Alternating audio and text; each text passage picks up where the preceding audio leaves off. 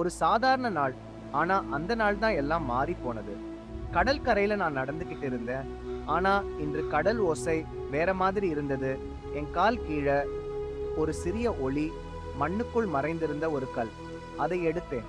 அதிலிருந்த இருந்த சக்தி என் கையை சுற்றி பரவ ஆரம்பிச்சது. இது ஒரு சாதாரண கல் இல்ல. இது என்னை எங்கோ அழைக்குது. அதை தொட்ட உடனே என் கண்களுக்கு முன்னாடி ஒரு புதிய உலகம் தெரிஞ்சது. கடல் கீழே ஒரு நகரம், ஒளியால் மின்னும் மர்மம் நிறைந்த உலகம். இது என்ன இடம்? இது யாருடைய உலகம்? என் வாழ்க்கை இப்பதான் ஆரம்பிக்குது.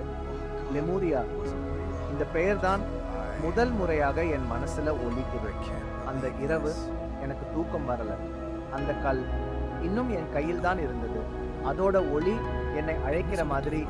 சில நிமிடங்களில் அதிலிருந்த எழுத்துக்கள் வெளிச்சம் விட ஆரம்பிச்சது. அது நம்ம உலகத்தோட மொழி இல்லை. ஆனா சம்ஹவ் எனக்கு புரிஞ்சது. அது ஒரு வரைபடம், ஒரு மறைந்த இடத்துக்கு வழிகாட்டும் வரைபடம். கடல் நடுவில் யாருக்கும் தெரியாத ஒரு இடம்.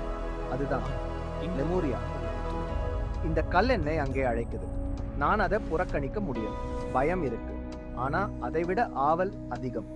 இந்த பயணம் என் வாழ்க்கையை மட்டும் இல்ல, இந்த உலகத்தோட மறைந்த உண்மையையும் வெளிக்கொண்டு வரும்.